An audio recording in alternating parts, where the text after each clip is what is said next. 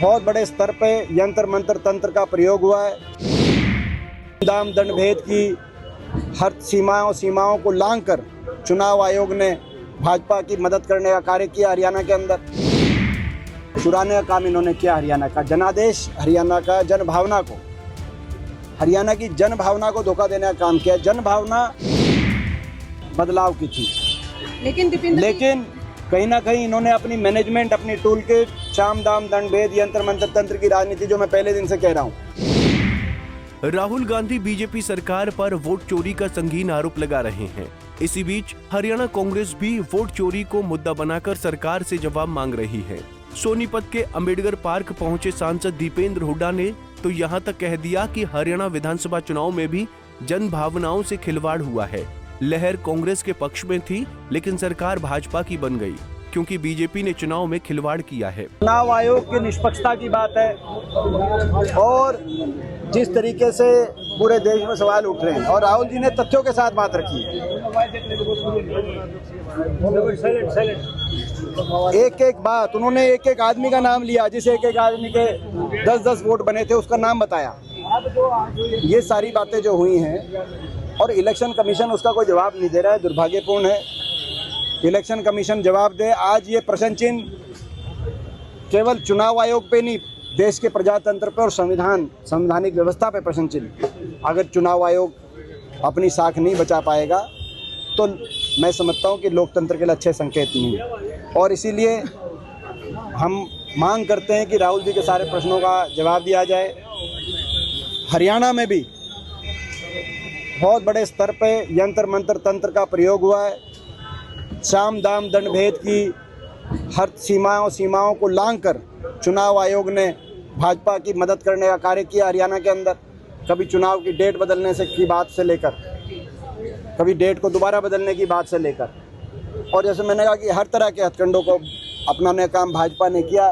कहीं ना कहीं चुनाव आयोग जो निष्पक्ष भूमिका में दिखाई देना चाहिए था, वो उनकी सहायक भूमिका में नजर आया। और हरियाणा का चुनाव जो राहुल जी ने एक बात उस प्रेस वार्ता में करी, मात्र 22,000 वोट से के अंतर से कांग्रेस और भाजपा के बीच में निर्धारित हुआ।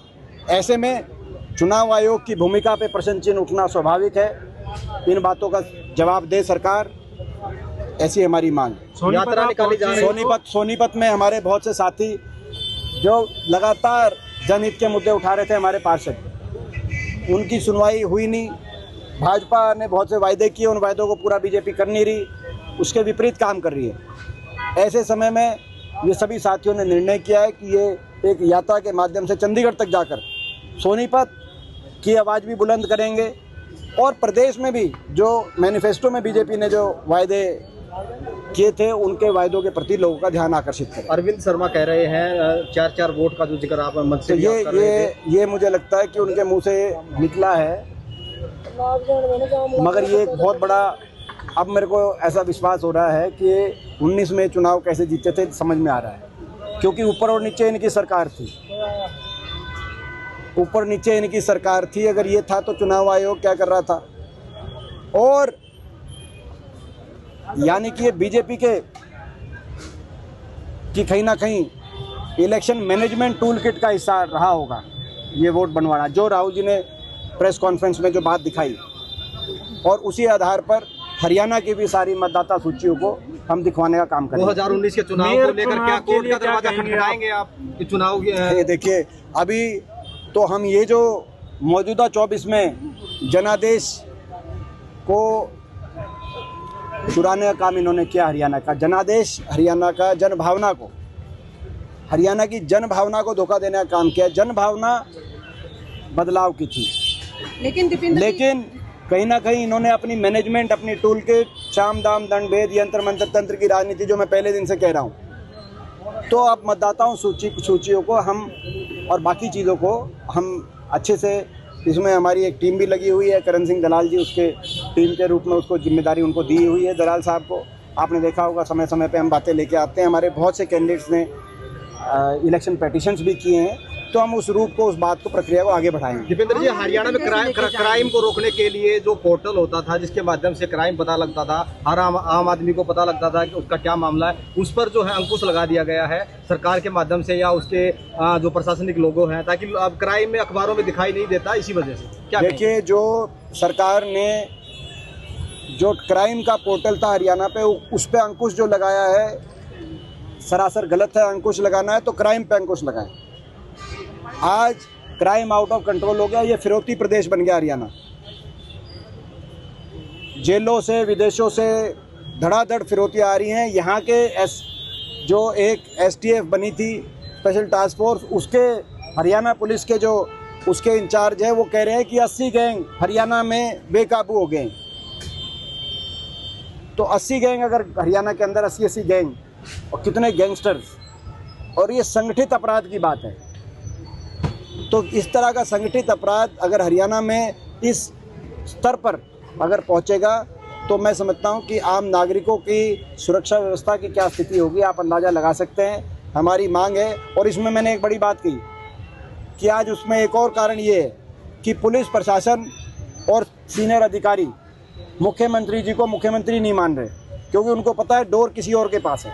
MP साहब, दीपेंद्र जी, डोर है डोर चंडीगढ़ में नहीं है, डोर दिल्ली में है। सबको पता है, सारे अधिकारियों को पता है। चौटाला को धमकी को लेकर कृषि मंत्री श्याम सिंह राणा ने बयान दिया कि धमकी या तो आमने सामने दी जाती है या घर से दी जाती है, ये विदेशों से कोई धमकी नहीं दे सकता ऐसे फोन पर। ये आप हरियाणा के व्यापारियों को बताओ, जिन व्यापारियों को, हरियाणा के प्रबुद्धजनों को, कौन सा शहर बताओ जहाँ पे विदेशों से धमकियाँ नहीं आई हुई।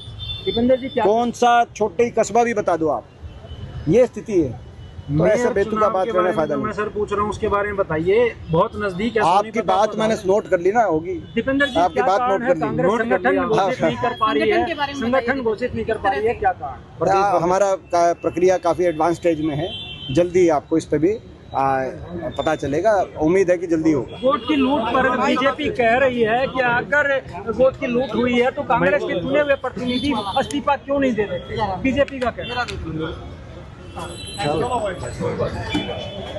हो गया सर, कोई बात नहीं, कोई बात नहीं, चलो ठीक है। जब ये निकलवा ले तब मैं तक मना नहीं कर रहा था। वहीं दीपेंद्र हुड्डा ने कहा कि राहुल गांधी ने चुनाव आयोग पर जो सवाल उठाए हैं, वो बिल्कुल तथ्यों के साथ आवाज उठाई है। आज ये प्रश्न चिन्ह चुनाव आयोग पर नहीं, देश की अर्थव्यवस्था पर है। दीपेंद्र ने कहा कि हरियाणा के चुनाव में भी बीजेपी सरकार ने साम दाम दंड भेद और सरकारी तंत्र को यूज किया है। उन्होंने कहा कि बीजेपी ने 2024 में प्रदेश की जनता की जनभावना के साथ धोखा किया है। बता दें कि दीपेंद्र हुड्डा ने सोनीपत के अम्बेडकर पार्क में कांग्रेस कार्यकर्ताओं को संबोधित किया और कांग्रेस यात्रा को हरी झंडी दिखाकर रवाना किया। सोनीपत से सनी मलिक, पंजाब केसरी टीवी। हमसे जुड़े रहने के लिए हमारे YouTube चैनल को सब्सक्राइब करें और नई वीडियो की नोटिफिकेशन के लिए बेल आइकॉन को दबाएं। अगर आप ये वीडियो Facebook पर देख रहे हैं तो लाइक जरूर करें और ज्यादा से ज्यादा शेयर करें। धन्यवाद।